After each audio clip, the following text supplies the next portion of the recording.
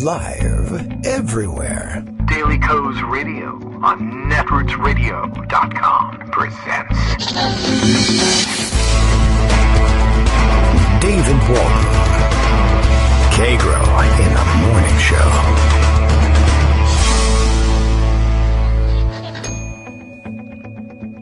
Now, here's David Waldman. Hey, how you doing, everybody? It is Friday, June 7th, 2019, last day of the week here. Not that weeks or weekdays and weekends have meant very much in the Trump era, but we still sometimes traditionally mark the Fridays. I don't know, just to let everyone know that the time has passed. Occasionally we count the number of weeks that the Presidential Apprentice has been in syndication, et cetera, et cetera. I believe we're at the end of 124, with tomorrow being Monday being the 125th week of the show. Reminder, though, Monday, I don't even know what we're going to do with Monday. It may be a rerun. It's going to be kind of a busy weekend here and leading into my son's high school graduation, so we got to take a day off once again. Sorry, everybody, and we'll be back on Tuesday. And, more or less back to the regular schedule. All right, lots to do today. Don't know how much of it we're going to be able to get to as usual. Busy schedule. Feel like we've fallen a little bit behind on any number of subjects. But that, too, not unusual. Impeachment still in the air. Still having to fight over about whether or not to use the I word. What to do next. The contempt citations, I guess, due for floor votes next week, but some controversy, I suppose you could call it that, arising over the wording of the resolutions. So, as I understand it, we'll have to read these, you know how we do these things, we have to read it together. The resolutions now slated to come to the floor, I believe, next week on contempt of Congress for Barr, for McGahn, etc. The resolutions, they don't say the word contempt.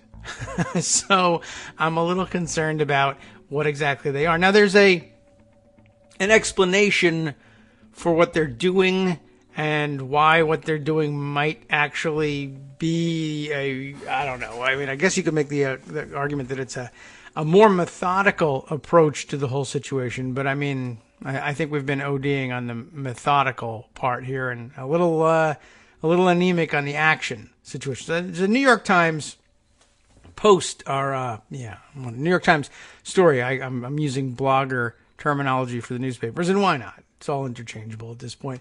New York Times article on the Dems backing away from using the word contempt, and there's a tweet that goes along with it from Charlie Savage.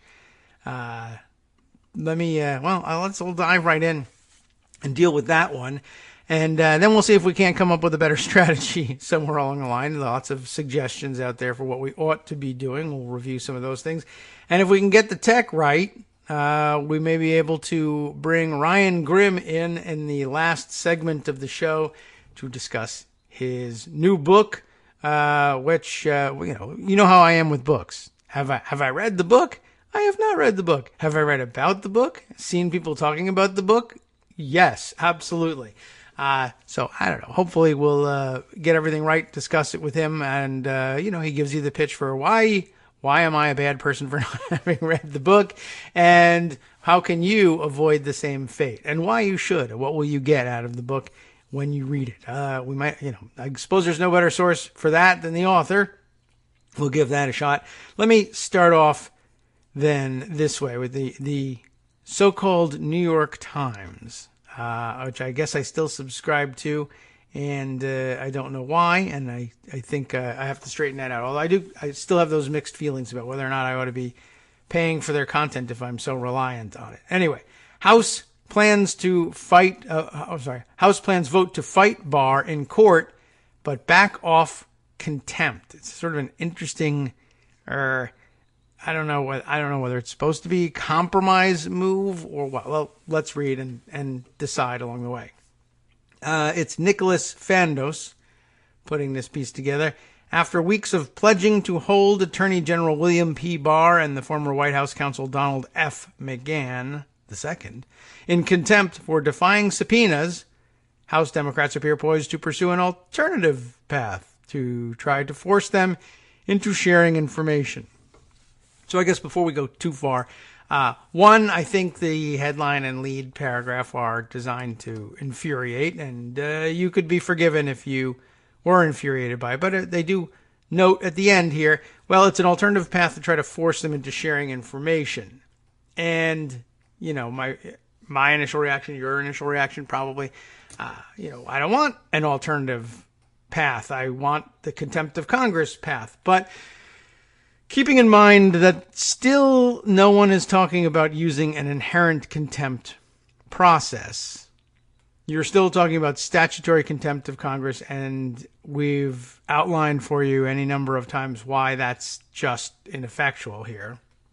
So how angry should we be over an alternative path to getting them to share information when we know that the primary path that has been proposed and we were told was going to be pursued with a vote next week? How angry should we be if they're not going to pursue that other path that doesn't work? I don't know how much time to put into this, A resolution that the House Rules Committee unveiled on Thursday, yesterday, would authorize the House to petition a federal court to enforce its requests for information and testimony related to the report of the special counsel, Robert Mueller, but without mentioning contempt.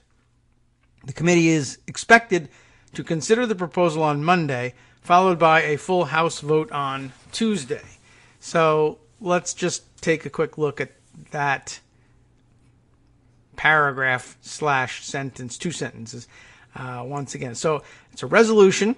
That's how a contempt vote would happen. There's no change there. That authorizes the House to petition a federal court to enforce its requests for information. So a slightly different approach, as they said. A resolution of contempt would authorize the House to refer a case to the Department of Justice for prosecution, to press the case for contempt of Congress in court as against, in this case, Don McGahn and Bill Barr. Now, nobody thinks that the Department of Justice is likely to do that. So, I guess, the footing of this one is no worse. And maybe this might even be better in that it authorizes the House to press its own case, to petition a federal court to enforce its subpoenas directly, as opposed to, honestly, I guess why, I don't know. I can't decide whether this is a better approach, a smarter approach, or a backing off, or what. I guess if we were pressing contempt, we'd be asking the Department of Justice to prosecute itself and ask a court to just jump directly to holding them in contempt, but in contempt of Congress. I guess this is a backing off in that it adds an extra step. We would be asking the court petitioning the court to order the production of this information and testimony. And if it is, as expected, defied, then I guess at that point you would then say, well, if we've got this order from the court and we're not getting satisfaction from it, we go back to the court and say, you need to hold them in contempt of court rather than contempt of Congress and do what you got to do. And I guess that's an interesting way. It's difficult to know how any of this is going to play out, but it might actually be a smart thing to say, if people are dubious about contempt of Congress as a charge generally, they are not dubious about the notion of contempt of court. That is something that most people have heard of, whereas contempt of Congress sometimes, I guess to some people, sounds like a made-up thing. So, and I guess, so I guess that also puts, like I said, it might add an extra step, but it might remove a step later on. For instance, we pursue contempt of Congress directly. The DOJ declines to prosecute. The House then says, well, we'll have to use inherent contempt if we think there's going to be any accountability for this at all. Or I guess they could at that point then go and petition the court to say, we need you to help enforce our contempt of Congress finding, at which point the court could very well say, this is a political dispute as between the legislative and executive branches, and the judicial branch won't insert itself into this. You're going to have to work it out. You either believe in the inherent contempt power and attempt to enforce it without help from us, or you could impeach him, or you could do nothing. Those are your options, and they all worry everybody. We may prefer them, but there's certainly some worrisome elements to enforcing them. So the extra step would be, okay, we say you're in contempt of Congress. They say, DOJ says we won't prosecute. We say, court, we're going to take them into custody. And they refuse to be taken into custody. And I'm not certain what happens then. So, there may be a gun battle. There may be petitions to a court. But I think at that point, the court says we're not involved in all of this. In one sense, I guess what they're doing here backs off from contempt of Congress charges, certainly. They're not in the resolution. But they involve the court up front and say, you are involved in this. We're petitioning you to get involved in this. They may answer, the court may answer, we don't believe that there's a justiciable problem here. This is a political problem and you'll have to solve it. That's a possibility. But I guess maybe the thinking is, well, look, if we can't enforce contempt of court, we can't get the court to take care of it, then our remaining options are give up, go with contempt of Congress, and probably at that point have to go with inherent contempt, or impeach. So I guess maybe this adds an extra step, but it clarifies things earlier in the process, before there's a armed confrontation as between Capitol Police and Secret Service, let's say. And it makes it plain, look, the courts say they won't help. So there's only two branches left, this one and that one, and we're just going to have to figure out who wins. Or, there's still that give up option out there, and don't count them out on that one. All right, back to Nicholas Vandos's article. So again, after weeks of pledging to hold him in contempt, they now have this resolution that doesn't mention the word contempt, but instead asks the court to enforce its requests for information, enforce its subpoenas. The resolution appears to be something of a tactical reversal by Democrats, who did not immediately explain their decision. And I wouldn't want to have this press conference. I don't even want to deal with this on the radio show, quite honestly. It's difficult to explain, and it's full of on the one hand and on the other hand, and it's all speculative, and I wouldn't want to have that press conference either. The Judiciary Committee approved a report last month that formally recommended the House hold Mr. Barr in contempt, and lawmakers continue to use that language to describe next week's vote. It's just that the actual resolution doesn't use that language, which is troublesome. And by the way, at the same time, I believe the Oversight Committee is about to move to a committee vote on contempt for Barr, too. So I don't know whether they're going to stay on the contempt path after this or not. Though a contempt vote would allow lawmakers to more forcefully condemn the two men, and everyone loves condemning them, there may be little practical difference between the two approaches. Holding the witness in contempt would allow Congress to criminally refer Mr. Barr and Mr. McGahn to the Justice Department for prosecution and take their cases to court for civil enforcement. Because there is almost no chance the department would ever prosecute them, that leaves the courts as the only real recourse in either case. Aside from inherent contempt, which they're not discussing here at this point. In a letter this week, the Justice Department had signaled that it was willing to renew negotiations with the Democrats, or really the House of Representatives, they really need to get that right, over access to unredacted text of the Mueller report and all of the material the special counsel's investigators collected, if Democrats would nullify the Judiciary Committee's recommendation and remove, quote, any threat of an imminent vote by the House of Representatives to hold the Attorney General in contempt. Well, I guess actually this resolution's wording takes care of that problem. So I guess let's have those negotiations, I suppose. Representative Gerald Nadler of New York, the Judiciary Committee chairman, so helpful, thank you, rejected the department's demand, but said he would be willing to talk without conditions. But by declining to hold Mr. Barr in criminal contempt of Congress for now, Democrats may be leaving room to still reach a deal with the Justice Department while still allowing lawmakers to go on the record with their discontent and readying themselves for a court battle. Nor did they rule out pursuing criminal contempt in the future. Instead, Democrats have drafted a measure meant to expedite their path to the courts to try to enforce the House's demands for documents and testimony to further multiple House investigations, including one into possible obstruction of justice and abuse of power by President Trump. We will not allow this president and his administration to turn a blind eye to the rule of law, said Representative Jim McGovern of Massachusetts, the Rules Committee chairman. He added, this resolution will allow Congress to hold the president accountable while the Democratic majority continues delivering on issues like health care and jobs.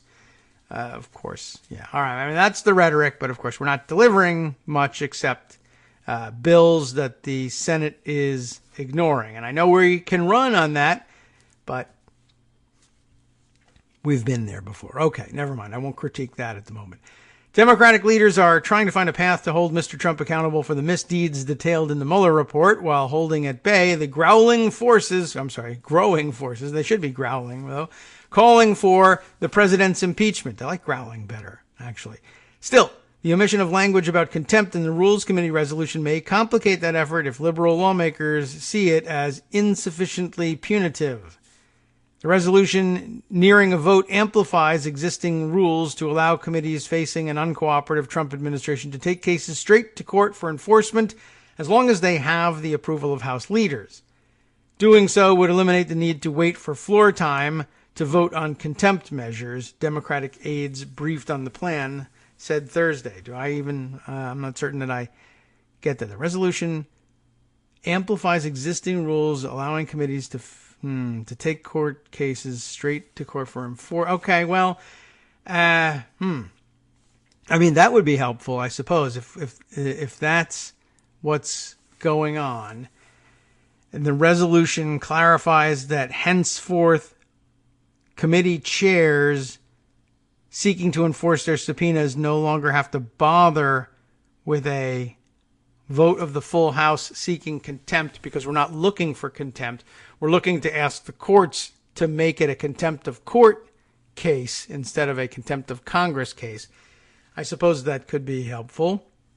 Although in light of what we heard from the district courts the other day about standing, there I think is another question. Although even then, I did read some clarification. The judge who made this oddball decision about the House's standing with respect to, I can't remember which one it was that they were asking for. Was it, it was, again, one of the one-off cases, but they distinguished it from the cases in which they were seeking subpoena enforcement as slightly different, that the House could and would have standing to enforce its own subpoenas. All right, let's see. Finally, the resolution authorizes Mr. Nadler to petition a court for the disclosure of grand jury secrets related to the Mueller report to Congress. We'll see where that goes. That faces an uphill battle, as we know, absent a actual impeachment inquiry. And given the fact that the new contempt of Congress resolution doesn't say the word contempt in it, I don't know how long it's going to take what it's going to take for courts to recognize the Congress's legitimate interest in grand jury materials if the current ruling of the circuit court in D.C. stands. Mr. Nadler has tried to persuade the Justice Department to join him on such a petition to strengthen his case. Guess what? I guess it hasn't been working. But Democratic aides said on Thursday that he would now file that request himself, because they said no, in coming weeks. At the same time, the House files suit against Mr. Barr and Mr. McGahn. The aides, who were not authorized to speak by name, declined to discuss when either filing would occur. So it could be a slow walk there as well. Beyond allowing lawmakers to go on record with their displeasure in Mr. Barr and Mr. McGahn, though, it is not likely to bring an immediate resolution of the administration's blockade against House investigations, nor will it quiet those calling for impeachment proceedings. In the past, in past cases, including a Republican House contempt citation against former Attorney General Eric Holder, the courts have taken months or much longer to untangle disputes and appeals over subpoenas. In that case, the House did make a criminal referral to the Justice Department, and the Justice Department declined to prosecute Mr. Holder. So, similar situation would pertain here. Democrats insist they need the information from Mr. Barr and Mr. McGahn to weigh whether impeachment is warranted. In the case of Mr. Barr, Democrats on the Judiciary Committee have asked for Mr. Mueller's complete investigative files. Mr. Barr, who voluntarily released a redacted version of the 448-page Mueller report in April, has refused to comply, arguing that the demands were onerous and overbroad and could put open investigations at risk. When talks between the two sides over a compromise broke down, Mr. Barr asked Mr. Trump to claim executive privilege to shield the material, and the Judiciary Committee voted to hold him in contempt. Mr. McGahn is no longer a government official, but serves as a pivotal witness for Mueller's obstruction of justice investigation of the president. Democrats issued a subpoena to him to testify before the Judiciary Committee and for documents related to his work with Mr. Trump that could touch on obstruction. The White House instructed him not to comply, first asserting that they had ownership over the documents in question, and then that close advisors to the president have total immunity from congressional subpoenas. It's an interesting argument, to say the least. We've got a few minutes here before heading back into our first break. And perhaps we can squeeze in what Charlie Savage had to say yesterday in a brief, I think, well, was it even a thread? No, just one tweet here saying, lots of people missed the mark today on the resolution the House Dems unveiled. It would not hold Barr in contempt of Congress. Well, I thought we were pretty clear about that. It just says committees can ask judges to order people to comply with their subpoenas, which is different. And then the Nick Fandos piece, he says, has got it right. So I guess, all right, we are in Charlie Savage's mind correctly up to date on what happens next week and whether or not this is really a contempt of Congress vote. I mean, it appears to me that for the moment they are trying to, it seems like they're trying to get to a contempt citation, but a contempt of court citation rather than a contempt of Congress citation. Right now, they could, by resolution, just simply declare him to be in contempt of Congress. That's beyond dispute. The question is, what could they do about a person who remains in contempt of Congress? And along the statutory lines, the statutory scheme, all they can do is ask the DOJ to prosecute itself. This extra step, this so-called backing off, and I don't know, I'm not certain whether that's, maybe we ought to not to fan the flames here, and that's the benefit of having discussed this a little bit. Our small corner of the universe won't necessarily won't necessarily have to hound their members of Congress about putting the word contempt back in this, and now this is a spineless reversal. It's an attempt, I guess one last-ditch attempt to see if they can get the courts who routinely enforce contempt charges as against their own power. Can we persuade them to do so on behalf of the Congress? I'm not certain that there's any possibility of success in this, but it's an interesting approach. And I guess, unfortunately, it also holds out the possibility of another headline from, the trade mags and the rags like The Hill. Democrats suffer setback in court on contempt case. And, there'll be lots of smirking and laughing on the Republican side, and maybe even reruns of the same article, as I noticed yesterday, The Hill running, Dems suffer defeat in court. And they had but it was the same defeat that they had suffered on Monday, and there was no real reason on late Thursday afternoon to be running that headline again that makes it look like there was a second defeat. And this one doesn't set us back all that much, and it would have the benefit of clarifying the situation, I suppose. If the courts ultimately said, for whatever reason, no, we won't let you just transfer the insult to Congress onto the courts and have us enforce it on your behalf. You have tools to use for enforcement, and you're just going to have to do it. And if you don't have the political will to do it, that's your problem, not ours. And I have a feeling that it may, in fact, come out that way. And I don't know what mechanism they'll use to get there. The political question doctrine could be an easy one. They could, I suppose, we'll during the break, we'll maybe take a look backwards at this latest standing ruling that they got. Not that a ruling of the district court is definitive on standing doctrine when when you've got to take it to higher levels and take it to the appeals courts and then on to the Supreme Court.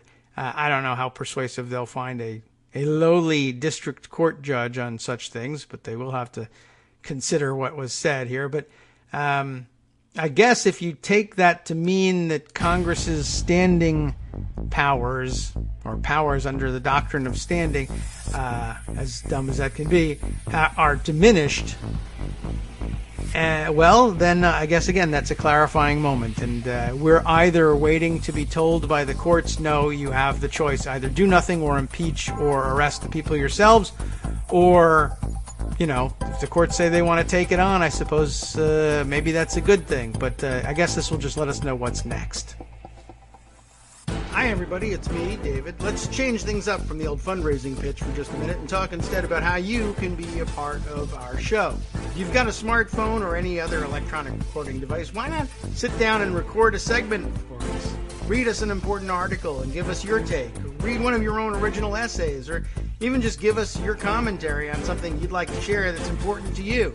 Then send the file to me at kagrox@gmail.com, and I'll try and work it into the show. Short segments, a few minutes in length, are easiest to fit in. And of course, I can't always guarantee that I'll be able to play everything, but if you've ever shouted at your radio or TV about something you wish was being covered, here's your chance to change that. Make the show your own. Send your submissions to me at kagrox@gmail.com.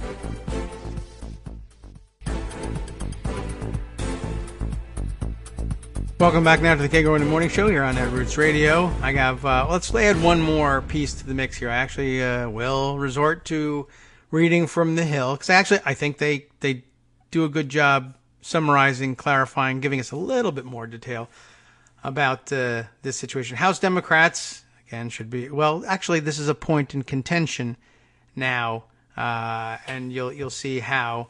But when I complain, House Democrats officially introduced contempt resolution for Barr and McGahn, and that's true. House Democrats were the ones who introduced it.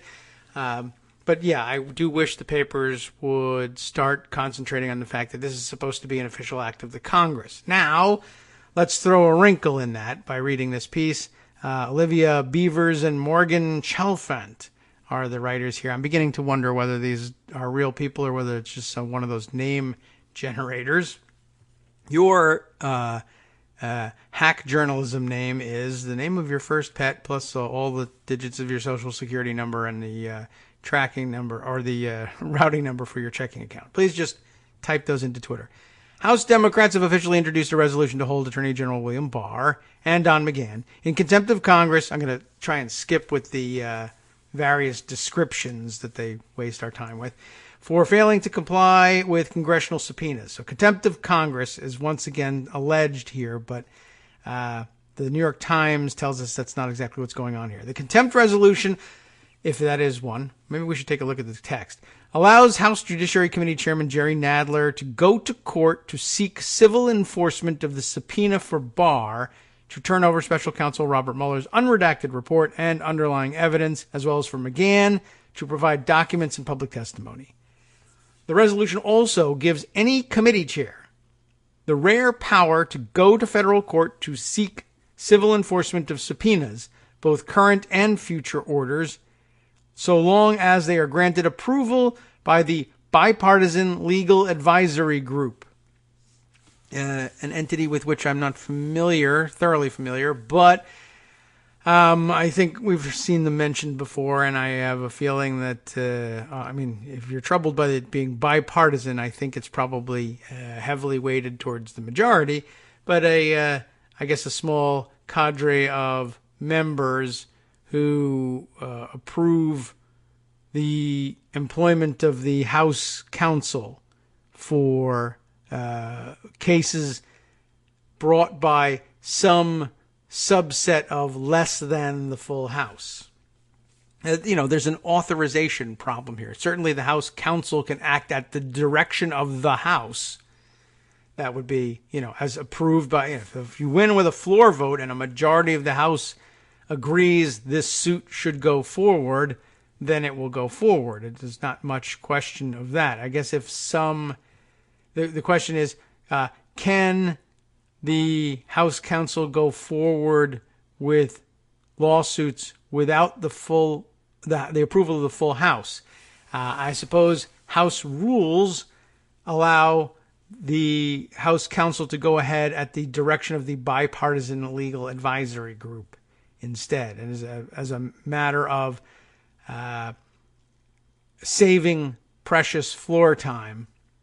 Instead of having the full House approve it, this Bipartisan Legal Advisory Group does it. And now, even shorter path to court.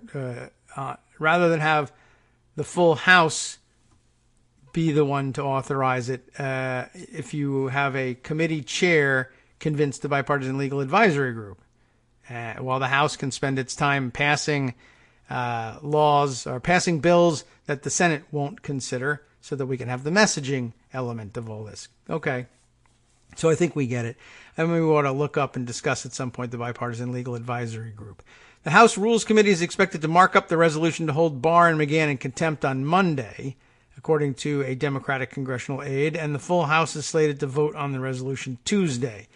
The measure, introduced by Rules Committee Chairman Jim McGovern, comes as Democrats accuse the White House of unprecedented efforts to stonewall their legitimate investigations. You know all about this. Nadler subpoenaed Barr for the full Mueller report in April.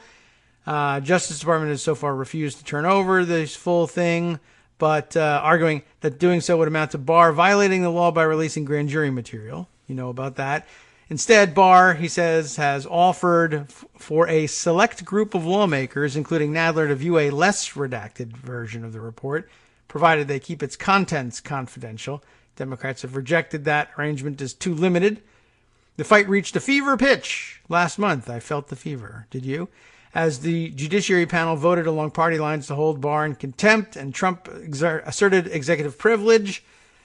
Separately, the committee had subpoenaed McGahn for documents and testimony. He refused to comply on instructions from the White House and didn't show up for a public hearing on May 21st after Trump told him not to testify. The plan to vote on the resolution marks a dramatic escalation in Democrats' battle with the Trump administration. Okay, now here's the other twist that we promised.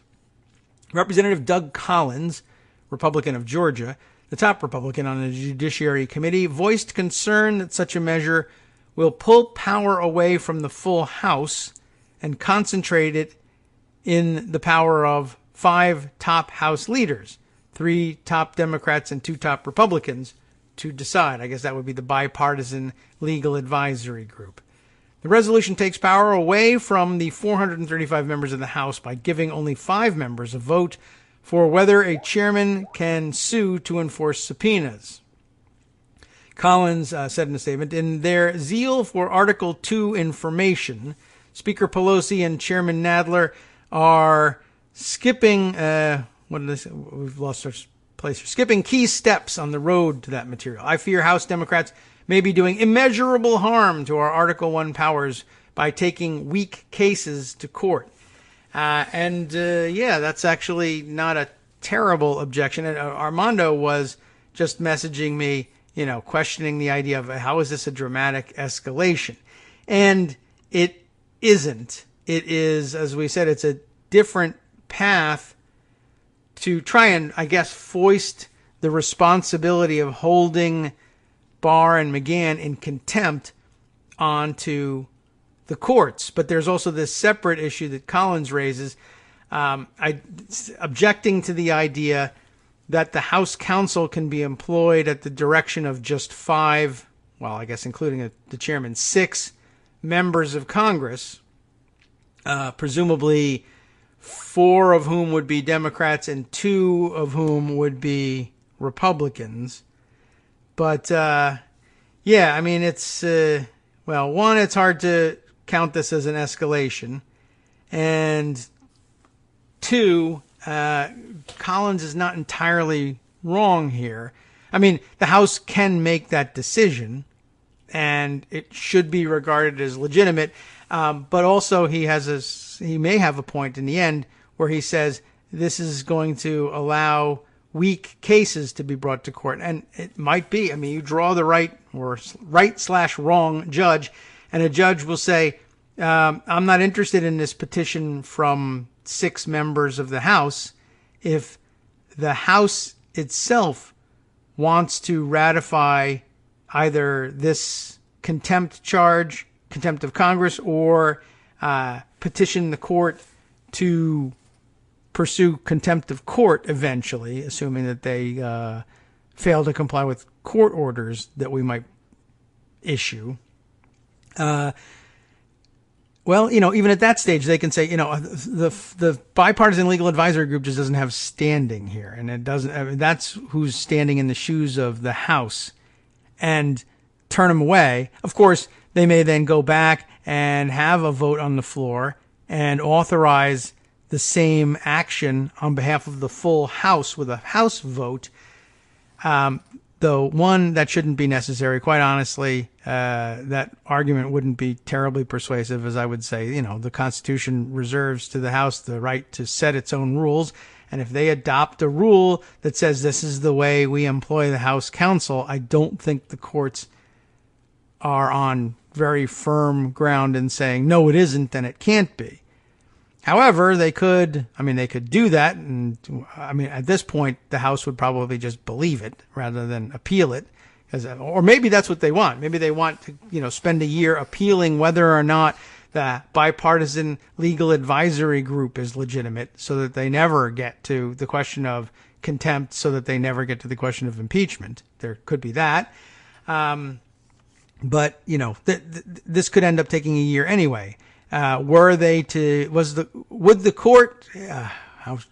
the court were to say this bipartisan legal advisory group's permission is not sufficient, and they go back and they have a full vote on the House floor and still come back, the courts can still look at them and say, okay, I understand now that we've clarified that, but guess what? You still don't have standing here because it's not something that we don't recognize the House's authority to order the court to take up its prerogatives and responsibilities. If you don't want to impeach because you're scared, you don't want to enforce inherent contempt because you're scared, fine.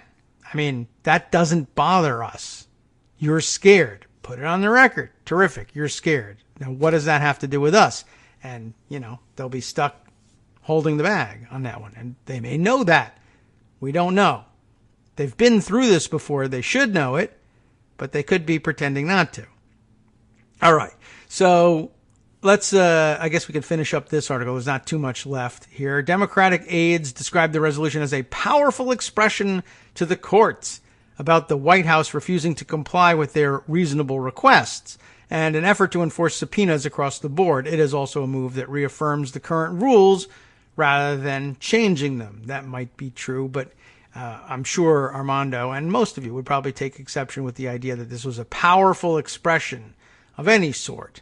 This is a plea to the courts to use your power because we're afraid of using our own or don't believe we have it. The aides emphasized that the case could potentially unlock many doors for the investigation if a judge rules the White House cannot assert absolute immunity from its officials testifying.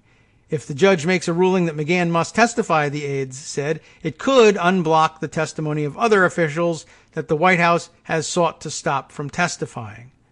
Naturally, they won't discuss here. I mean, you wouldn't count on Democratic aides off the record to tell you, oh, it could also do this. Nothing. The courts could say, we're not helping you with this. The choice is as it was last week, and you have to use the powers you're given. Too much for Armando. They got me with that line. Well, that's their job. These are Democratic aides being asked to describe their boss's work. And so we're clear about that. David, yes. They said this case, which I guess they're saying the McGahn case. What case is that? Well, they're not even proposing holding McGahn in contempt yet. So what case are they talking about? They, did you hear what they're actually proposing? Yeah, well, to tell do? me. Okay, well, we'll restate it. So this resolution would authorize, I guess, the House Counsel to file suit petitioning a court to issue an order, I guess, to both one to Barr and one to McGahn. Barr, you are under court order to turn over the materials requested by the Judiciary Committee, and so are you, McGahn, plus you have to testify. Okay. I think I have to stop you right there. I think that's it's actually the natural stopping point. Nonsense about if they can just file a resolution and try to make McGahn testify. Why not just file that resolution? Well, file your court case. They are. Well, no, they held Barr in contempt. They didn't do a resolution. Right. No, I do think that they might have come up with this idea subsequent to holding the contempt vote in the committee. And it's possible that they said, all right, well, this is the normal flow of things. The flow chart here says we have to have a contempt vote in the committee and then send it to the floor. And then they did that. And then they were approached by the White House counsel who said, we'll re-enter negotiations for some different sort of compliance if you withdraw the contempt. And they may have said, well, I'll tell you what, how about if we take the word contempt out of our resolution entirely and propose a different approach to the courts? I don't know whether they thought that was going to work with the White House counsel. It won't. Why would you give up anything? I would just stonewall. But they may have thought, someone might have thought it was possible to say, well, people out there, voters don't understand what contempt of Congress is. Let's turn it into a contempt of court case instead if we can fool the court into taking it. Well, this is, I asked in tweets this morning because all this talk about contempt votes. Yeah. And you have given this primer 8 million times. And you're probably sick of doing it again. Yes. But there's statutory contempt and there's inherent contempt. Yes. Right. Right. The statutory contempt generally goes to the DOJ, but, the DOJ is run by Barr, who you're trying to hold in contempt. Presumably, he's not going to authorize his department to file a case to hold him in contempt. Right. All right. So that doesn't happen. Then there's the inherent contempt, which apparently, I guess, isn't going to happen either. So what is the resolution that you just said is something that I thought made the most sense if you're going to play their game that they're playing, which is running out the clock, or at least in theory trying to go to court to enforce regular subpoenas. Why didn't they just have the resolution? Because they have to vote, and you got to wait a week to vote. I get all that. Mm-hmm. But why not just start that till you get to the point where, and we, the House legal group, I forget the 5 or 6 people. Bipartisan legal advisory group, yeah. Right. The people who, it's the same concept that Boehner used back in the day when he could sue everybody. Mm-hmm. So you do that, and they file suit on behalf of the House. And the House has standing. Even this crazy Trump judge who said the House didn't have standing the other day agreed that for investigations, as you described, was it yesterday already? God, it just seems so long ago. 100 years ago, yeah. So you have standing, and here's the argument. We think that you need to compel them to come to testify and to give us documents. And these are our reasons. And they say, no, we don't, because there's executive privilege and it impinges on Rule 6E and yada, yada. And the judge says, well, why don't you guys try to go work it out because we don't like deciding these things.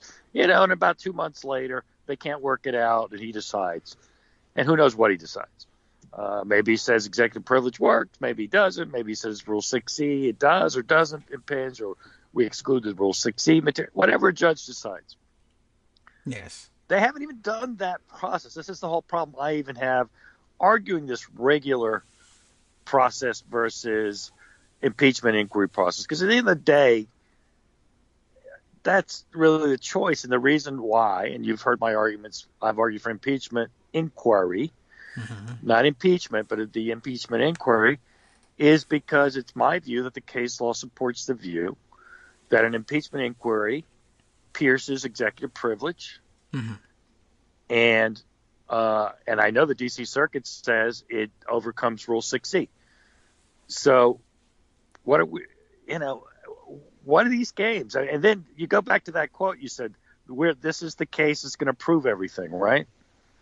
Yeah. The aide said about the with McGahn particularly. I don't know why they say McGahn, because they haven't even voted McGahn in contempt, which I thought was a part of their own process. So I should step back and let you finish explaining that. I'm sorry. Well, I don't know where we left that. But, I apologize. That's okay. I was also spending the time reading a little bit more about the history of the bipartisan legal advisory group, or which I guess is BLAG. The BLAG. BLAG.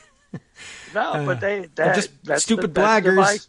Boehner used that. Time for it's a blagger ethics conference. They need to have.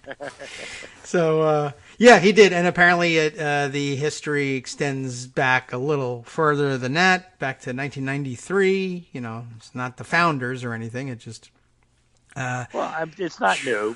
Yeah, it's a committee. It's a committee to decide what the House is going to do, and the House voted as a body to put that authority in this group. And it's not some weird group. It's the Speaker of the House. Yeah. It's the majority whip. It's the minority whip. And, in essence, the majority has 3 votes to 2. So presumably, if it's controversial, it's going to be 3 votes to 2 and the majority rules. Right. Which, if you go through the whole votes, the Speaker's going to, do that. And if, I don't see what's so controversial about that. There's nothing really terribly controversial about it, except, Collins's objection is it's true. I mean, but I don't know how controversial it is.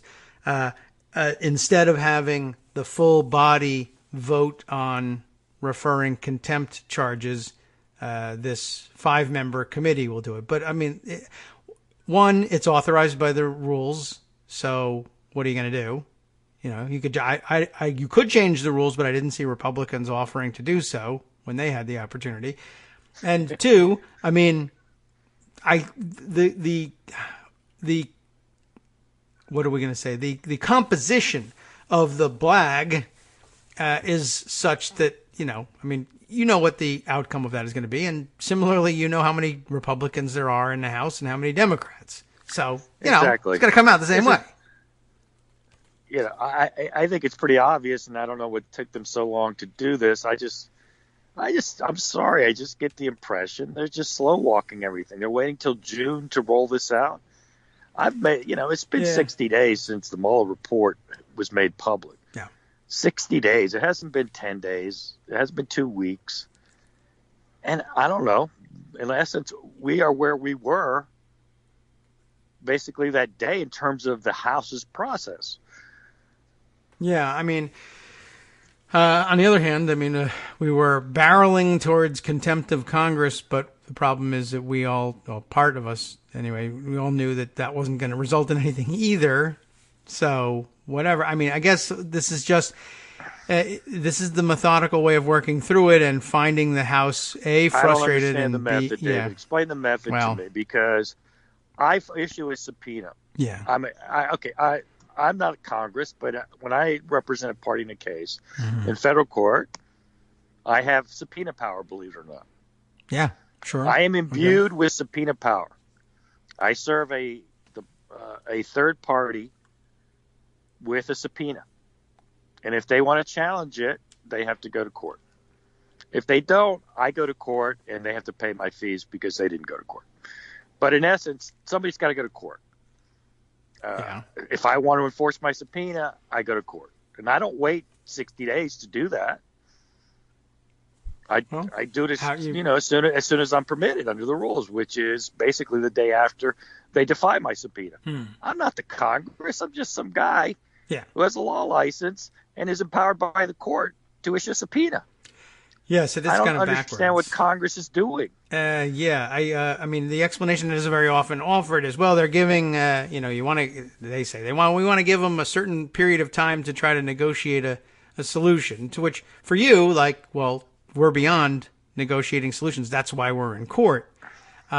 Whereas this is one of those situations where, as you said, it's absurd that just some guy with a law license can wait a day and haul somebody in on to face contempt of court charges, whereas the Congress of the United States apparently feels like it has to wait 30 days and then compromise. But this is just one of those dumb things where courts have always sort of believed that, gee whiz, when you're dealing with this many people with powerful positions and nice suits and political power, you got to do things differently. There's a meet and confer requirement in essence, and there is for us too. Just so you know, I have to officially invite somebody to have a phone call to discuss the issues, and of course, we do, and it never works out, and then we end up in court. So I get that. So there's a meet and confer requirement. How do you meet that requirement? Say, look, I want him to show up and testify, and he doesn't want to. Mm-hmm. So we talked about that. And I said, well, I need you to come and testify. And he said, I don't want to. Mm-hmm. So we met and we tried to work it out, and it didn't happen. So you have to decide. Right. I mean, that's the way it works ordinarily. As part of this stupid paradox that we deal with in constitutional law all the time, the higher up the food chain you go, the longer the courts are willing to contemplate it might take for you to sit down and work things out. Well, we want to have a conference about this, and I have to invite you to comply, and you have to refuse in no uncertain terms. But you're all very busy people. You have to be on television in the morning and have meetings with other people, and constituents have to be able to yell at you and tell you you're a sellout. So it's 30 days. I think there's a fundamental constitutional flaw in the court's approach on this, and I think it's this. A Congress officially lasts 2 years. Yeah. Are you really going to make me take 2 years to enforce one subpoena? That is pretty big weakness. You basically destroyed the Constitution's separation of powers by doing that. Yeah, there ought to be some more expedited process, or else. Unless we really believe in that. Unless you say, well, listen, the courts aren't my answer. I really do have to open that jail. Yeah. Which seems to me to be the worst idea. Mm-hmm. But if the courts won't do their job, what else can the Congress do? Yeah. That's why it's upheld as a legitimate procedure. I mean, it hasn't been for a long time, but I imagine that's the reason they did it then. And even in those days, when you were talking about the delay in getting things done, back in the days before modern transportation, they were really mean it. There could really be some serious delays to get something like that done. That's why it exists, because otherwise you just run out the clock every time, and Congress doesn't have subpoena power, period. Although people should try experimenting on this on the Senate side instead, and then have them say, wait a minute, we're a continuing body. No, I can't dissolve my subpoenas. Yeah, I get that. But I mean, strictly speaking, the numbering of the Congresses, right? They change the number every 2 years. Or am I wrong? No, they do, which is part of the weakness of the continuing body theory. Argument. I get all that. But I'm just talking about the process for Congress to exert its power. Yeah. Is weakened by the court's timidity to just decide cases. Look, it's not a hard case in this sense, in the sense that these people are invoking executive privilege, and these are the basis of their claims. And then, and this is the Congress says no, because I can overcome that privilege because I need it for reasons 1, 2, and 3. Mm-hmm. Okay, they disagree. So I'm the court, I'm the judge. I have to decide. Okay, well, That's going to go to an appeal, because think about it. The trial court doesn't want to decide Right. for a while, but even when he decides, someone can take an appeal.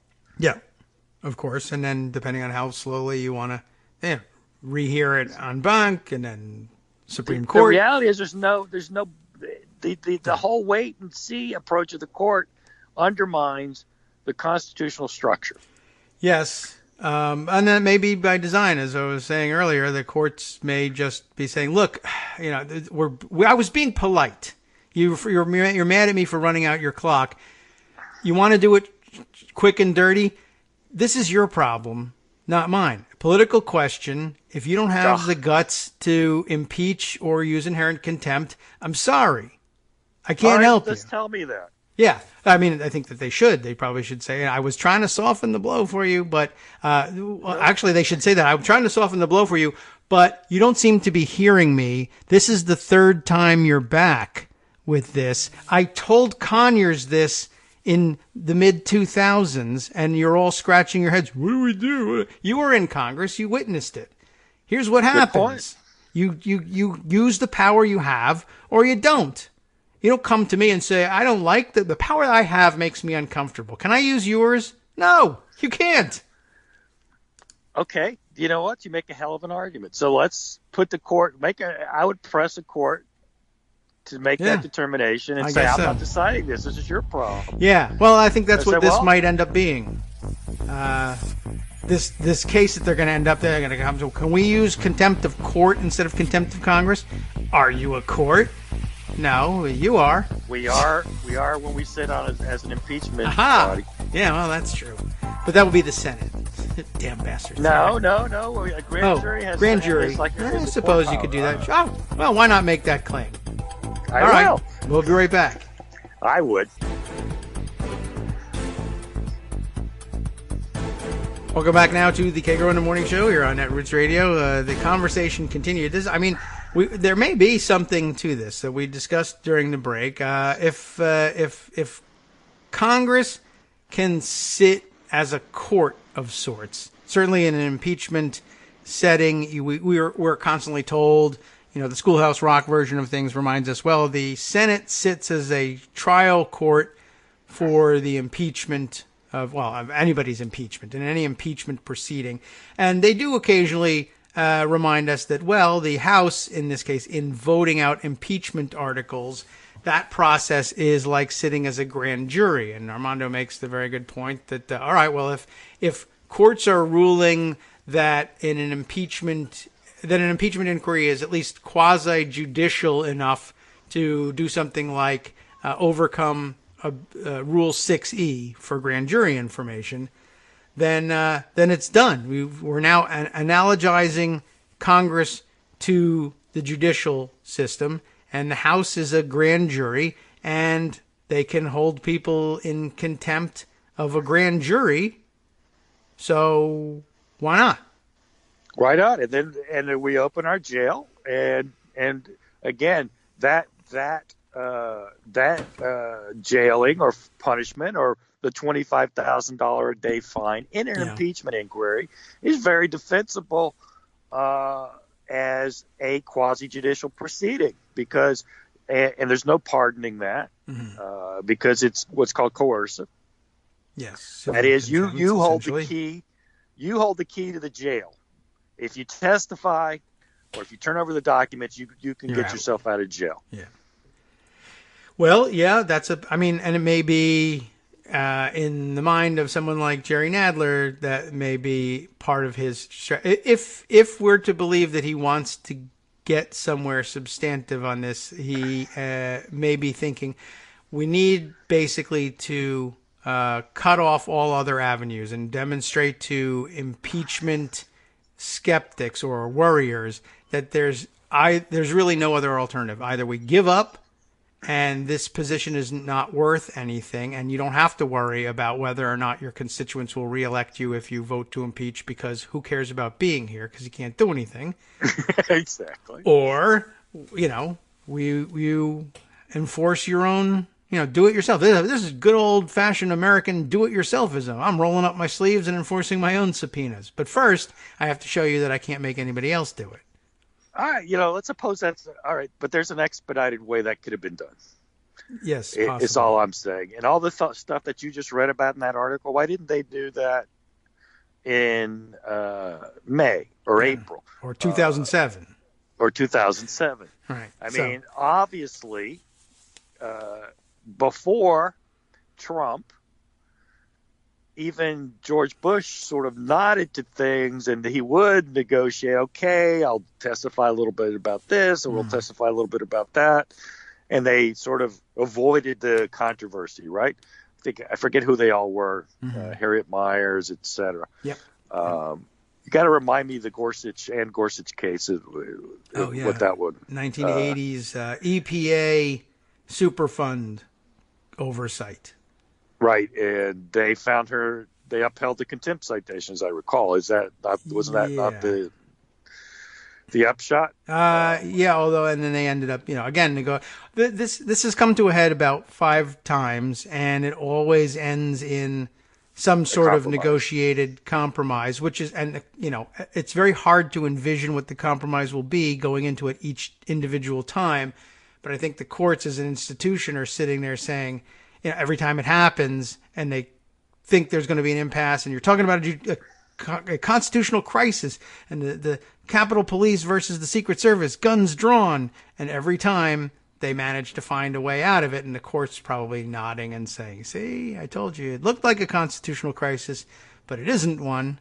It was. We just found that you were no help in it. All right, so as you said, and then Barr says he'll negotiate a little bit more if they remove the contempt citation. They said, well, what do you want to negotiate about? Right. What's I'll the give you a negotiation less about? redacted version. Yeah, I mean, that's what I guess he would say. Sometimes people disagree, and the issue has to be resolved by a decision maker. I mean, maybe there's 2 choices. The court can resolve it, or the Congress has to invoke its other powers. Yeah. Right? Yeah. I mean, don't tell me that's the beauty and the wisdom of the founding fathers, because this looks like a mess. Yes. Well, I don't know. I mean, it's not that beautiful, certainly. By the way, I was just thinking of serious. I mean, what? Yeah. If you're saying check on the power of the executive, because they have the. Well, not even the appropriations power anymore, because apparently Trump can call everything an emergency and spend all the money any way he wants. Yes, and the House has. It's interesting, by the way, that the House alone is now said by this district court judge. I don't know how long it'll last now that I think about it. The House no longer has standing to sue over money being moved without appropriations. And it's interesting just because now I'm thinking, doesn't the House... I understand why the court might have said, well, I'd prefer to have the full Congress, House and Senate, behind this suit. Then I feel like you might have standing, perhaps. But why do we make such a big deal out of the House having the power of the purse, then? This is a power of the purse issue. Right. All appropriations must start in the House. So they have a special constitutional prerogative to begin with. Right. But my whole, as I told you the other day, I think that just turns standing on its head. It's not a question of what power you have to have standing. It's what harm is being caused to you. And my constitutional power to appropriate has been usurped. Yeah, I guess. Sure. But, guy has a robe, so what are you going to do? Well, you take an appeal to go see some other guys with robes. Yeah. Right. But they like beer, and you know how that goes. Eventually you see the guys with the white robes. Gorsuch and Kavanaugh and those guys. They should have white robes. That would be an interesting twist. Yeah, wouldn't it? I thought you meant like Rick you die. Wanted a white robe. It maybe, but he got the gold stripes. Yeah. So, all right. Well, so I don't know. I mean, this helps clarify issues for the Congress in a certain way, and as I said, it does add another step to the process, but I think it's a step that was going to be added eventually anyway, somewhere else in the process. Although I guess I would rather not have added it now, because people will invent ways to add new steps later on too. And if you're going to add them up front, that's troubling, because you're going to find them on the back end as well. Now there'll be 2 extra steps. But it would be nice if they clarified that, the powers you guys have are clear and enumerated, and we won't help you, so stop asking us. And you asked us in 2007, 8, 9, and we said no, and that's it. We meant it. Okay. All righty then. So, I don't really know why.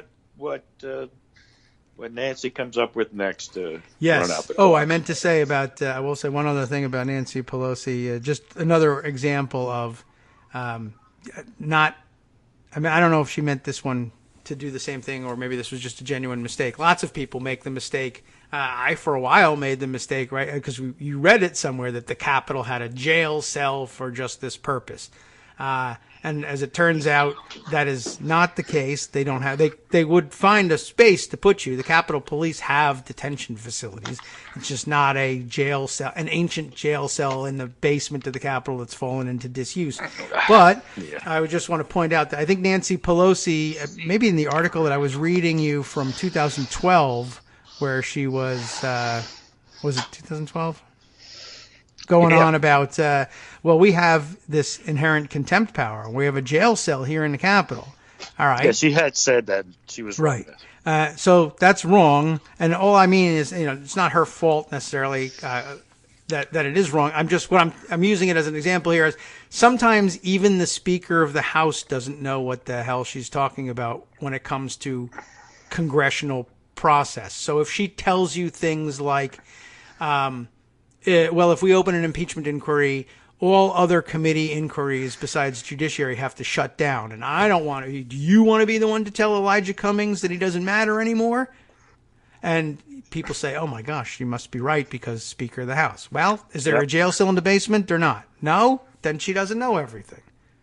Yeah, well, first of all, that was human. That's okay. Anyway, and we know, for example, the Ways and Means Committee isn't shutting down because of an impeachment inquiry. What is she even talking about? I don't even understand. They're shutting down because Richard Neal wants to shut down. But that was a made-up thing. And I think what she's talking about, the germ of truth in there is standard practice for an actual impeachment is that the Judiciary Committee handles the impeachment, although from time to time, other committees have done it, and other special committees have been formed for the purpose of handling particular impeachments. But generally speaking, it's the Judiciary Committee that considers, votes on, and refers impeachment articles to the full House, but that by no means implies that other committees can't turn up relevant facts that the Judiciary Committee will work with. It also doesn't even mean that Elijah Cummings can't write articles of impeachment in the Oversight Committee and refer them to Judiciary if you feel like they're the ones that have to move it to the floor. Yeah, but just back up a second, because one of the things that people have been talking about is, we want to do regular oversight. And, okay, I still don't understand. If the purpose of if the Judiciary Committee opens an impeachment inquiry. Yes. How does that keep the House Judiciary the House oversight from, for example, pursuing the Mazars and the other case? It doesn't. If those things aren't, it just never made sense to me. It's not like, I just stripped you of all about ability I think she made it up. To issue subpoenas. It's not true. No. It's not, and I don't even think that even if the Mazars case came to a point where the Oversight Committee said, we absolutely mean for this to be a part of the articles of impeachment, it still wouldn't move it to the Judiciary Committee. I think that I know it wouldn't. It by itself wouldn't. They're saying so, certainly wouldn't do it. But I don't see any reason why Cummings couldn't independently pursue that, even as an impeachment hearing or investigation is ongoing in the Judiciary Committee. And even if he says, I fully intend to see the president impeached on this count, it wouldn't move it he would have to write a report and refer it to, and he could absolutely draft that report and impeach directly. He could. There's nothing preventing him from going to the House floor and saying, "I impeach the president." That's not. And by the way, another great parsing of these terms of art. You can go to the floor and say, "I impeach the president. I just do. I'm impeaching him," and it would be serious. You meant it.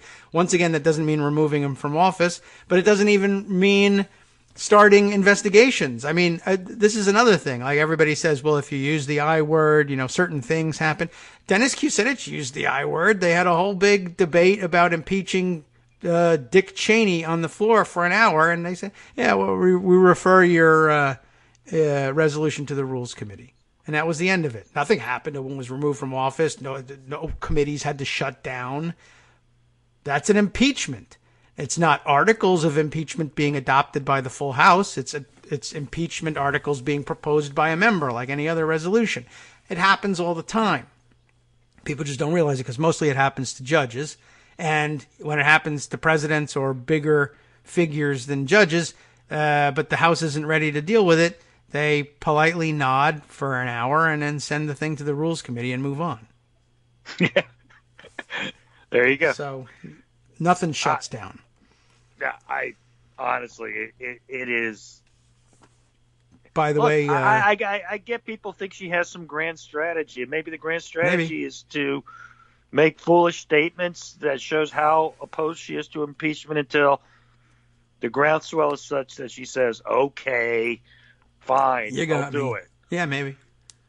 In which case, means, of course, by the way, people like us, as you've said and I said, yes, last night, we got to keep screaming to make her do it, right? That's the job, right? So you're welcome, all you anti-impeachment Pelosi people. Yeah, I'm just helping. She asked me to do this. Helping. Just try to be helpful over here. I was thinking, by the way, about committees and things. Well, all the other committees have to shut down. Well, what about why should that happen? It never happened in the past. Well, this is a presidential impeachment, and it could be different. Maybe.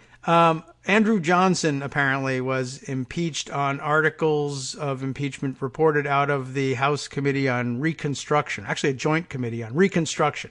Judiciary Committee had nothing to do with it. Okay, well, there you go. The end. Oh, but that's archaic. Well, maybe, but that even so.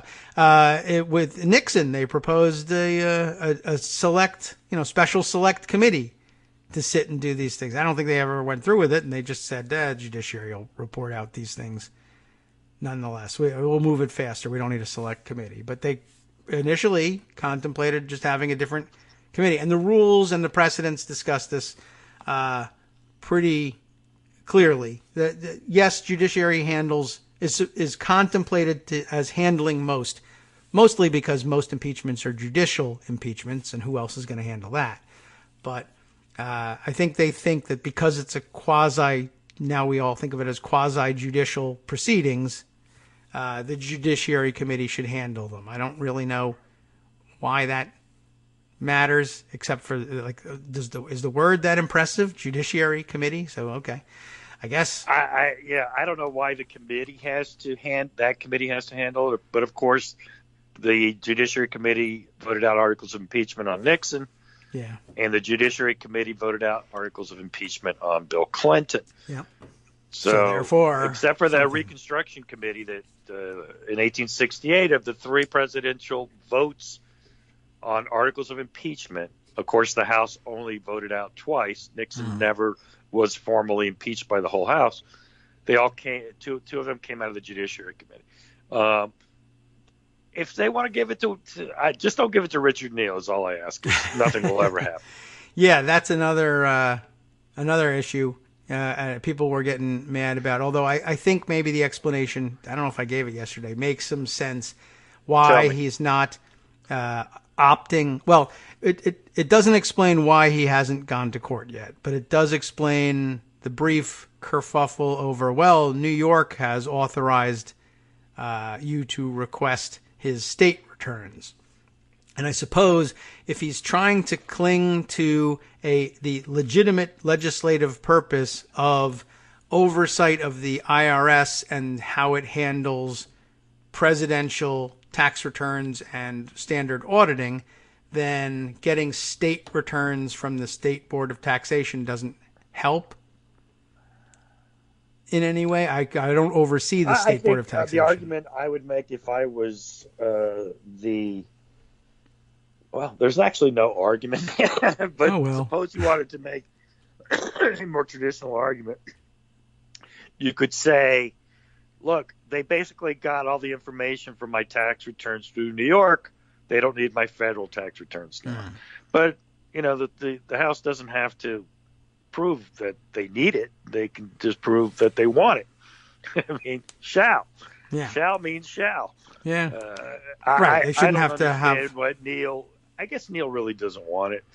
He doesn't. The argument is that he doesn't. I think it's pretty clear he doesn't. Josh Marshall. David. I mean, listen, between you and me, he can't actually put them out in public, so I'm not sure what getting his tax. People, I think, are just under the misimpression that because Richard Neal gets them, all of us are going to get to see his tax returns.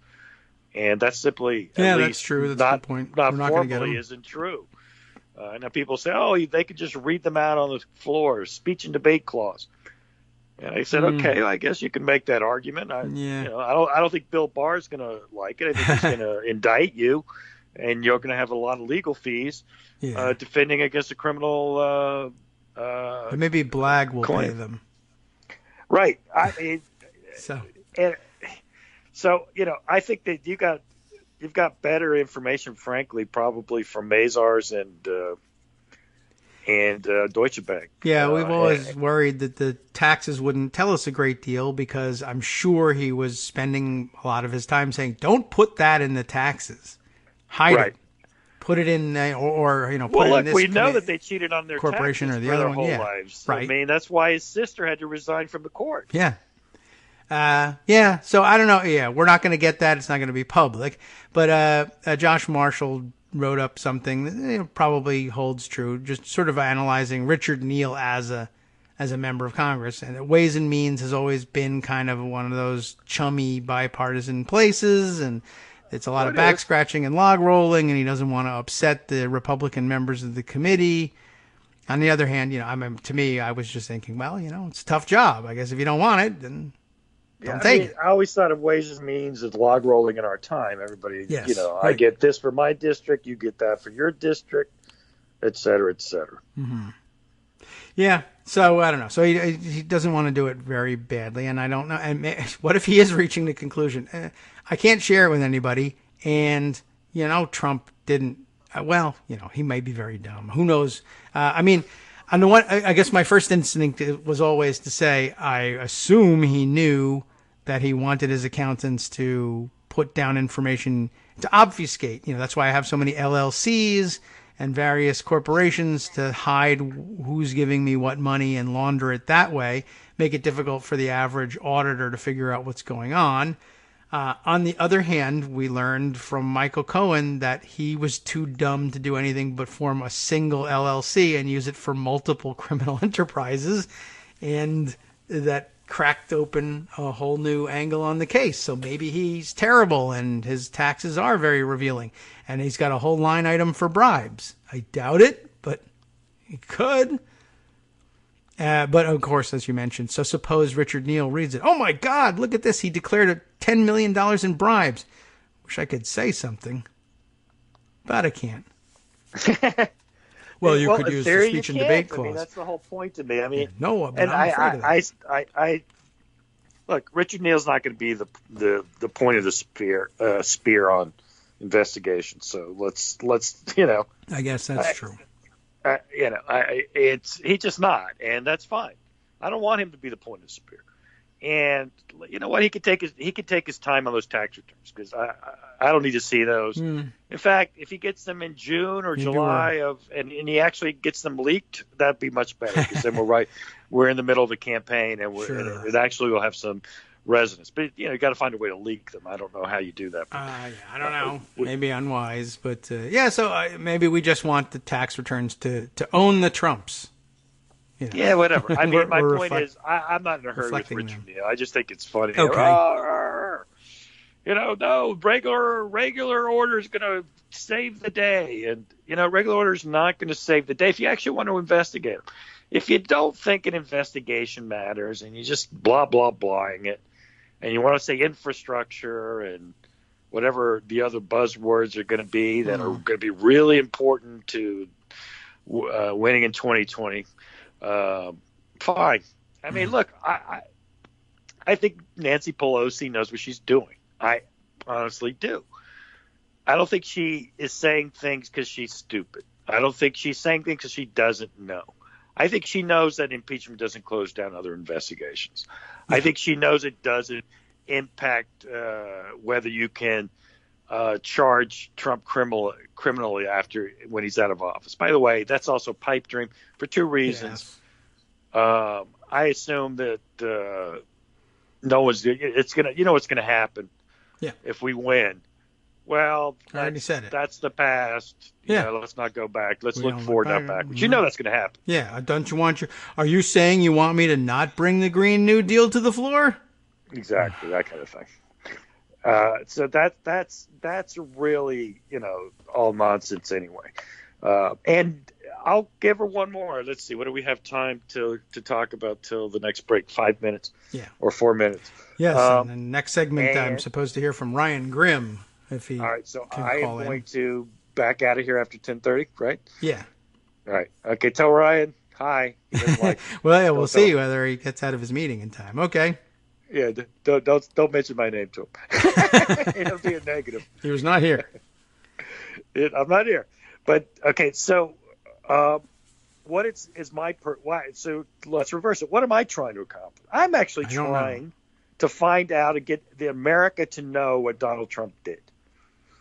Yes, both in obstruction and emoluments, whatever thing under the sun, and break through the stone wall of Trump not letting witnesses testify and not turning over documents. I don't expect him to be removed from office. I urge people to read Lawrence Tribe's Washington Post op-ed, and this is in your wheelhouse. What does the impeachment process mean? It means whatever the House wants it to mean, right? They get to do it any way they want. If they want to have an actual trial, oh yes, they can do one. That was a good point that I don't think we got to in discussing it yesterday. Not only don't necessarily end up referring anything to the Senate for them to quash, but the House has a lot of power, really, to conduct their inquiry any way they want. And it doesn't have to be everybody on the committee gets 5 minutes with a witness and we go around in circles and we yell at each other. You could set it up as a mock trial if you wanted to.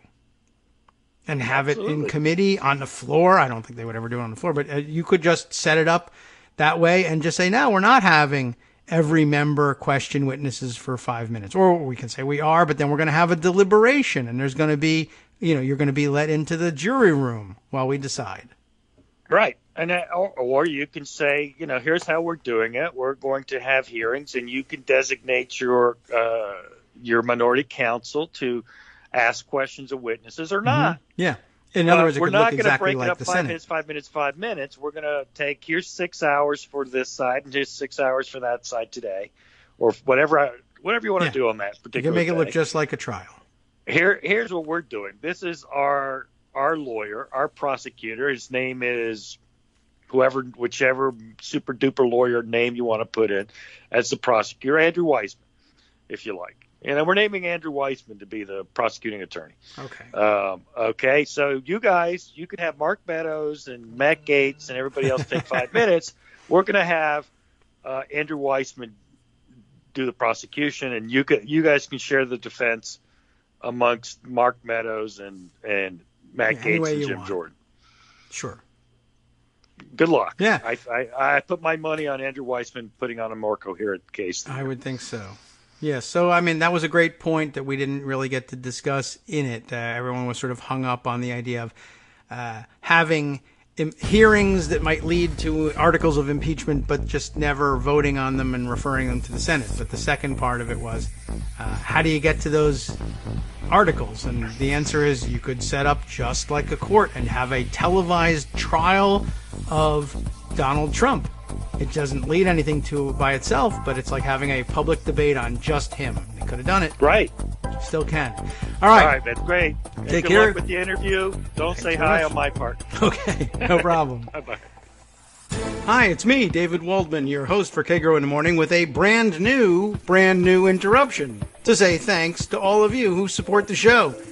Remember when I told you that our average monthly donation was about $7, for which you were getting 2 great hours of news and entertainment 5 days a week, and how that came out to about 70 cents an hour? That's a pretty good deal, except it's wrong. The math actually works out closer to 17 cents an hour. It is hard to beat a deal like that, and even harder to send your kids to college on. Thankfully, Patreon.com makes it easy to make that work. Patreon, Patreon.com, is the simple, secure way to make recurring monthly contributions to support our show. Just search for me or the show name on the site, and they make it easy to crowdfund the show so that the power of our numbers can keep the show going for just a few bucks a month. Once again, thanks so much for all your support.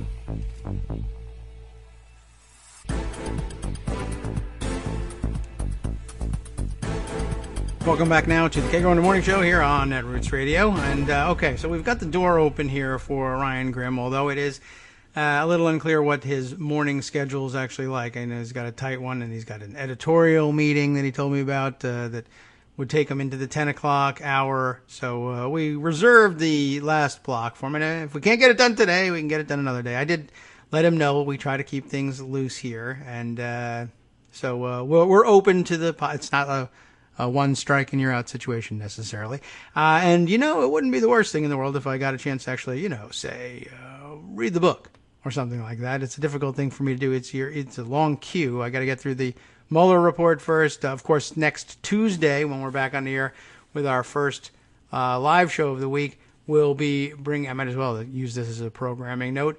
Ian Reifowitz will be with us once again.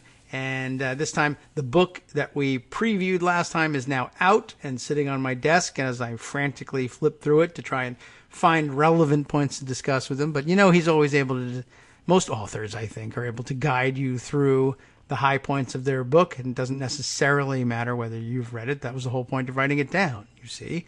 I would like for you to read it and ask me questions about it, but I can explain my thesis. I've proven that by printing a book about it. So, at any rate, we'll hold the door open and, you know, wait around. And in the meantime, there's plenty of other things we can discuss. Although it occurs to me what I really wanted to try and give myself a break with. But I guess I'll hold off until next week with it. But as I mentioned in the opening of the show when we were talking about the impeachment and the plans that are going forward and who's trying to do what, and use which mechanisms. One of several pieces that have offered up plans for how to get wherever we think we're going.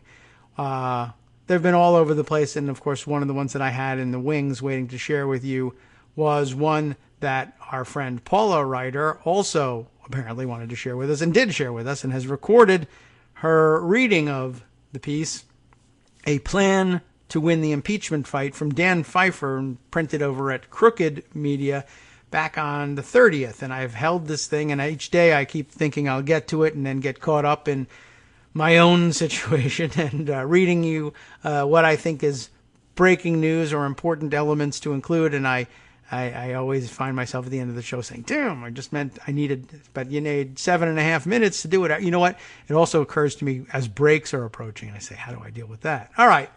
But Paula, thank you very much for going ahead and doing it. I'm not ignoring it. I'm fretting about it daily, but perhaps we can bring it to bear next week, and it's a good segue in from the long weekend. All right. By the way, those of you who are not familiar with the fact that, or with Ryan's new book, you'll find that there's a number of interviews about it all over the web. Lots of podcasts have hosted him to do just that. And you should get some sense of what the book is all about.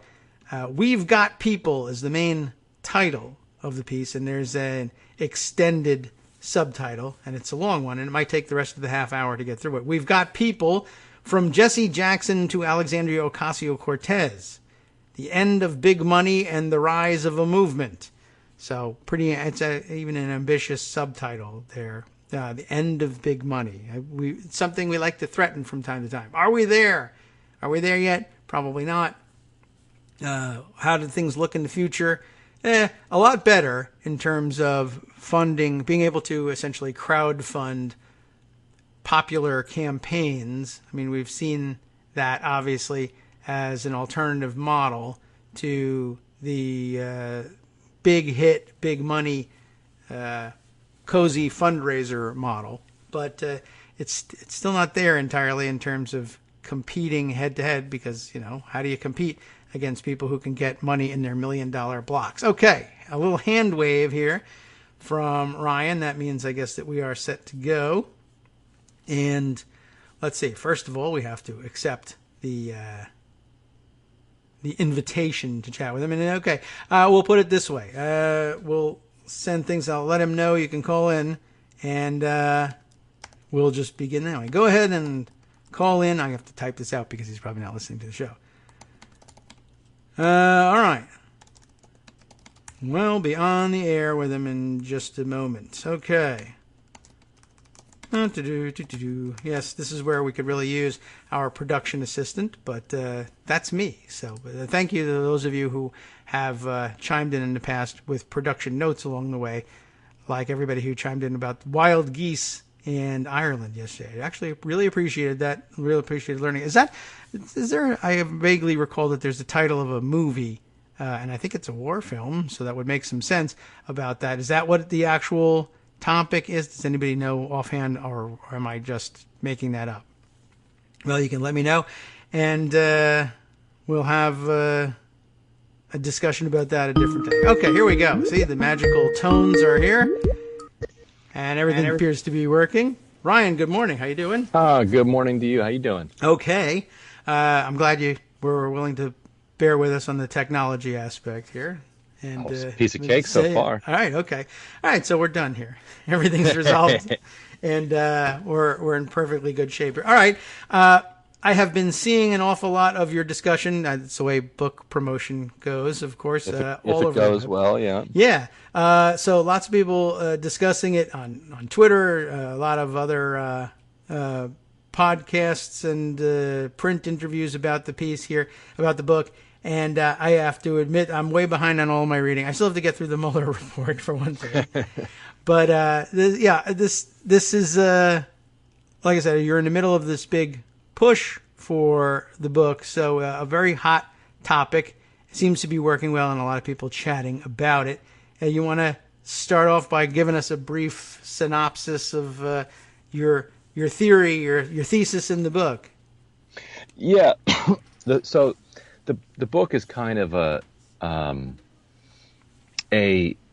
so I've been covering the kind of progressive wing, as you know, the Democratic Party since about the midterms of 2006.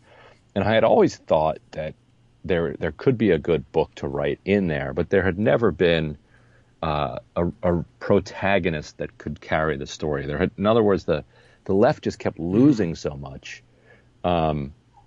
that it would come off as just cynical, just kind of a cynical attack on like corporate centrists without any solution pointing toward, what could be done instead. And that just breeds kind of nihilism. And so that's where the title comes from of We've Got People. I draw that from the kind of climactic line in Alexandria Ocasio-Cortez's viral campaign ad. She said something like, this race between me and Joe Crowley is a race between people and money. They've got money, we've got people. And I thought that was a nice distillation of the kind of conflict that I've been writing about the last 12 years or so. And so, when she won, and then as she continued to rise toward her eventual global stardom, there was finally the kind of the energy on the left to balance a book on the fight within the Democratic Party for what its values are and what its strategy should be. Mm-hmm. Yeah, well, I am getting it. And I'm glad that you kind of laid that out right at the outset. Is that there is this problem of perception particularly for progressive forces that, and it's easy to see it on display, even without looking particularly hard for it. Of the sort of the cynicism that sets in. You know, my candidate didn't win, and that's because, and you know, sometimes the too easy refrain of, well, you know, the corporate establishment and sellouts are all the way up to rigging, you know. Yeah. So, and it's been a kind of a problem. It's been a problem, and it's been something that's bugged me for a long time too. Is just I sometimes find myself saying, I wish you would stick around for the debriefing here, so that you could learn what comes next and how people who eventually succeed learn. You know, my thing, you know, procedure and the rules. It's not all necessarily, it's built by the people who control things, and it's built so that they can continue to control things, but it's not an uncrackable code. Right. You can learn how to use it. But, you know, well, you're just AOC tool, had a good line once where she said, you know, that the power is, I think it's even included in in the documentary Knock Down the House, something like, you know, the power is an illusion that, you know, you knock on the door and it can fall over. On the other hand, sometimes you knock on the door and you find that it's bolted shut. You know, and part of I wanted to give people who kind of just tuned into politics in say 2015 or 2016, as you know, say followers of the Sanders campaign, or in 2017, you know, in the wake of Donald Trump's win, wanted to give them kind of just the background on what's been happening the last 20 years, so they're equipped to then make decisions for themselves. Because I did think that the way that the conversation came out of the 2016 primary wasn't terribly helpful. That, you know, and I'm somebody who thinks that yes, the DNC was clearly like was part of the same wing of the party that Hillary Clinton was in. But to me, that's not unfair. You know, in other words, the establishment is the establishment because they won a power struggle for control of the party, true. And they're not going to just hand it over in a fair fight because you make a better intellectual argument. You're not going to convince them to give up power. You're going to have to organize more support for yourself and be savvy politically and figure out how to, so that you can become the party establishment. And then you set the rules as you see them fit. But we can't have people just expecting that it's going to be easy, or even that it's going to be fair. It's not a game. There's no referee on the field. There's nothing about politics that has ever been fair. It's a contest that's you know, in many countries fought to the death, and you know, very occasionally true. Here, but thankfully not mostly. Yeah. Well, I think that's a very good point, and I'm glad it's being made, because it has to get made, well, about every 4 years or so, and so it occurs to me that this is an extraordinarily valuable compilation of the history of those same fights. Just one place to be able to sit down and verify when you're told, hey, this has happened before. We've actually seen this happen a number of times. Right. And it sounds to the new and then later disgruntled, sometimes activist, like that's just what the establishment would say to me, that we've seen your kind come and go 100 times, and we know that you burn out and fade away. Well, of course they would tell me that. Well, it actually happens to be true, but not in every instance, and some of them are chronicled here. Right, and it's important to know what kind of mistakes either the left and the establishment made in the past, so that they can learn from them and not make the mistakes again, particularly as the progressives in the House of Representatives go about kind of organizing their own power. You know, they have a much revitalized Congressional Progressive Caucus. They have, you know, two co-chairs, Mark Pocan and Pramila Jayapal, who are very serious politicians and organizers. They have a bigger caucus, which cuts both ways. Mm-hmm. And then they have energy on the left flank, that had initially threatened to form kind of a sub-caucus, with people like Ocasio-Cortez and Rashida Tlaib, Ilhan Omar. And so it's useful to read what the Congressional Progressive Caucus did during the fights over Wall Street reform and over the Affordable Care Act and over the stimulus. Like what did they try then, and what worked and what didn't work? And at the time, I'm sure you remember this. They signed this huge letter. More than 50 of them said, if there's no public option in the Affordable Care Act, we're walking. Yeah. We're out of here. And as everybody knows, there was no public option in the final Affordable Care Act package, and they all voted for it. Every single person that was on that letter. And so true. Why? So you got to figure out, why didn't that work? Like this happened, this was tried, why didn't it work, and what can the left do differently next time? And why does it work for the Blue Dogs? Why does it work for the anti-choice faction of the Stupak crowd? Why does it work for the Freedom Caucus, but not for the Progressive Caucus? And picking that lock is it can't be done if you don't know what's been tried before. Yeah. That's true. I mean, it doesn't guarantee that it ever would be done, but you'd certainly have a better shot at it. Right. There's a number of examples like that I recall, or just things related to it, things like it. But that's a great example. And you ask, how could this happen? It makes no logical sense. Or why would you have signed the letter if you didn't intend to do it? And some people intended to do it when they signed it, and others said, well, I don't intend to do it, but I think we'll be able to get our way because of the numbers, and I can't get our way, and we can't get to the numbers unless I sign this, but I'm pretty sure the other side will cave. And that was probably not really a great bet either, but people had different reasons for signing on. But I do remember that. I remember astonishment among progressives that Jack Murtha didn't win his leadership fight, having come out against the war and been the ex-Marine hero who takes on the pro-war establishment. And why didn't he win?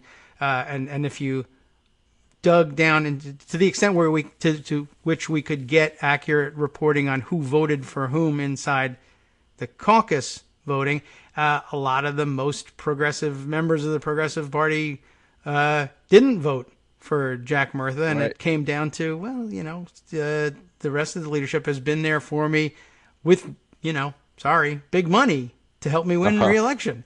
Yeah. I've always maintained that the best, quick and dirty estimate of who's going to win any upcoming leadership fight is go to Open Secrets and pick out the total number. If you really want to do it fast, just the total amount of money their leadership PAC has distributed over the past couple of years. The guy with more wins. Right. How rude would it be? This guy gave you $5,000. Now he's asking for your vote in a secret ballot. Yeah. How rude is it not to vote for him? Right. And especially if it's somebody like you said, like Hoyer, who was running against Murtha, who'd been doing that since the 1980s. Yeah. And so, that's cycle after cycle of shit that he's been building up. But that's a really good example of the progressives of that era not having a full window into what was happening in Congress. And if you don't have a full window, then you're not going to be as savvy as you can be politically. He was backed by Pelosi, so people figured Pelosi's powerful. He's cool. He's anti-war. He's Marine. He's rural Pennsylvania. That's what we need. Right. That too. He's going to cruise right in there. What a lot of people also didn't understand is that he was like wildly and hilariously corrupt. Yeah, too. That like the left kind of learned about him the day he came out against the Iraq War. Yeah. But the people who'd been following Congress had known him for decades as one of the great princes of pork. There's an airport that never has airplanes land at it up there. there's like Steamtown, USA up there or something. Isn't there like a high intensity drug, like a massive like DEA complex, basically? That I'm not aware of, but maybe just in the middle of the district. And you imagine you're a DEA agent, and they're like, "Yep, this is where you're being reassigned to." It ended up being prescient in a way. The only reason that you're up there, in the absolute middle of nowhere, Pennsylvania, is because Jack Murtha got a earmark for an office building there. Yeah, and then they still haven't been able to stop the opioid crisis in rural America. But put you in the middle of it. But you thought it was punishment. But maybe he foresaw it. I don't know. But I doubt it. But Murtha was no kind of liberal. That's just not true. Right. And I mean, if you don't accept the leadership pack and money answer to that, the answer may be, I guess, if you felt like it, you could credit members of Congress with knowing he's with us on nothing but the war. Right. It's like, I'm glad that you bloggers are excited about this guy and his war position, and that's nice, but I know him. Yeah. And he's roughly as liberal as Steny Hoyer, and Steny Hoyer has given me $100,000 over the years. So then that's meaningful. I guess so. And those are particularly tough nuts to crack, because, like you said, they're secret ballots. Yes, and you have to so just it's very hard to pressure. And we saw that with answers. Barbara Lee. Barbara Lee said that she had commitments of a majority of the caucus to become caucus chair in this last election. Right.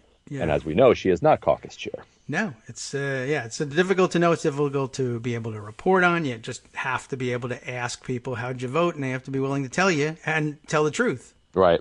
So and you have no way of checking. That is tough. And just internal caucus things are not easy to move with outside activism. Members resent it. And it's difficult to get accurate information. And also people don't have always a great idea of how the things work. The money chase helps explain things. There was the fight to kick Joe Lieberman out of the Senate Democratic caucus, and everyone just sort of felt like that was something that should happen, but how would you do it? And it took some study, and we spent some time telling people it's the Senate and the House, both the caucuses have their steering and policy committees, and they're the ones who decide about things like caucus membership or committee assignments, et cetera. You could try to pressure them, and but you'd first have to find out who is on that committee, and then realize they're only there by virtue of being very close with the leadership. That's who gets those seats. So it's not easy to persuade them, but it's not impossible. You just have to, learn the rules, fight, sometimes lose, see if you can come back again, which I guess brings us back to the theme. So right, very good. Right. I like it. I'm getting more excited about it, and it's because history is rife with the examples of it, and I probably could spend another hour just thinking of new ones. But the ones I think that you've chosen to illustrate definitely makes the point in a way that I think people, who may be new to politics or not so new, but who occasionally find themselves on the losing end of things and wondering if they'll ever win, it might be actually somewhat, I guess you could think of it as either depressing or encouraging. Right. But yes, there really have been people here before. Some of them have had some successes, and you'll be able to emulate them. But even if it's depressing to you to see how many times progressives have lost in the past, you at least feel like, all right, well, I'm not the first person to do this. And so that means that there'll be people after me too. And if I stay, those new people can be, my new compatriots in the next fight. And, right. So, all right, we can live with that, I think. Yeah. And people who, follow me on Twitter, probably have a good idea of kind of where my own views come down. But in the book, I try to do just more storytelling. You can read the epilogue if you want to know what I think about it all. But I think you could. That's interesting. You could read the book and come away with a lot of different conclusions, and I think that's fine. I've been really fortunate to be able to spend the last 12 years or so in the Capitol, watching these dynamics unfold, and so I just kind of used my front row seat there to just kind of tell the story of what happened in an area where the media often kind of overlooks. The progressives are not terribly interesting to the media. The right wing is fascinating to them, Yes. and it's the amount of coverage that goes to, say, the Freedom Caucus or the Republican Study Group is analogous to the number of dudes in diners who've been profiled. There's just something about right wingers. Well, I think reporters do tend to be liberal, and it's just in their own politics based on most of their their demographics and their education, and so they're kind of fascinated by these creatures, but at the same time they want to balance out their coverage and make sure that they're giving an appropriate amount of space to the right, and so they kind of overcompensate. Maybe. And I think a reporter looks at someone to their left and thinks that they're posturing, or thinks that they're really not really not more liberal than they are, and they're kind of offended by the insinuation that they themselves are not liberal. That feels true. So I think there's a lot of dynamics at play, but for whatever reason, the left just doesn't get serious coverage in the way that the right does, and so in some ways, this book is trying to fill that void. Well, it's an interesting theory for why that might happen. And like I said, it feels true. I mean, right. that's enough for me. But I get the idea. Certainly, if you're coming from a liberal perspective and doing the reporting, that the picking up on, even when it doesn't really exist, finding the undertones of I'm just being told that this person I'm covering is giving me the more liberal than thou act, and that pisses me off, and I'm going to be unfavorably inclined toward these people, and that's not going to happen with alt-right figures. Well, I'm not in competition with you. I can just cover you as an oddity. Right. Yeah. That is a good thought. I think there's something to that. I think so. Well, okay. And I think also the liberals have been losing for so long. Yes. Through the 80s and 90s, that a generation or two of reporters just didn't see them as the place to go for where the action was. Yeah, and I guess why invest the time in learning the players here if they're going to cycle through again and be gone in 2 to 4 years? And they're all going to vote for the ACA anyway, so who cares if they signed this letter? And so they'd be right in that particular cynicism. Yeah, all right. Well, that's a fascinating thought, and I'd like to. Now I would like to read through this, and maybe I'll start though with the epilogue as a good suggestion as well. And it would be a great idea to read through the cataloging of who's been here before, who's still around, who might we reactivate, what did they learn, any number of stories. I'd like to see if a lot of the examples in my own head match with the ones you've picked out too. So we're going to wrap it up. Thank you for coming. And thank you. It's no problem. And so give everybody the title of the book and publisher again. I'll roll our little outro music while you do. We've got people from Jesse Jackson to Alexandria Ocasio-Cortez, The End of Big Money and the Rise of a Movement, published by Strong Arm Press. Strong Arm Press. Out now. Yes. Get it at your a small independent local bookstore or something like that. Go. Yeah, I'm not going to let you sneak a more progressive position over on me. I know. I'm going to go print it myself with artisanal ink. I'll do it that way. Okay. Thanks again, Ryan. Coffee shop. Right. Absolutely. It's the only place to read it. Thanks for coming by. Appreciate your time, and we'll see you online, and everybody yell at you on Twitter, I'm sure. See you there. Take care. All right, we're wrapping everything up here, and time now to hand things over to Justice Putnam for the West Coast Cookbook and Speakeasy. And I'll be back on Tuesday. Remember, again, Ian Reifowitz will be with us to discuss his book, which I actually will make an attempt to read, and I got to get a copy of Ryan's, too. Now, I think it's a good idea. It brought to mind a lot of times we've been through this, and if I had another hour, I'd tell you more of them. But instead, I'll let you find out what Justice has up next on the program. Let's see. A wealthy sheik who wants to be Iraq's president, and that makes a lot of sense, sure, and who also called for U.S. strikes on Iran, has spent 26 nights and, more importantly, thousands of dollars at Trump's D.C. hotel. I've got the story for you, too. Couldn't get to it, thankfully. Justice From will do it Daily next. Kos Radio on netrootsradio.com. You have been listening to the Kagro in the Morning Show with David Waldman. We could have always should have been saying justice will do it justice, right? The Defense Department was forced to correct Trump's lies about medical treatment for the troops. The Border Patrol is taking medicine away from children even as more of them are dying in custody. And Trump takes credit, believe it or not, for Puerto Rico emergency aid. Amazing.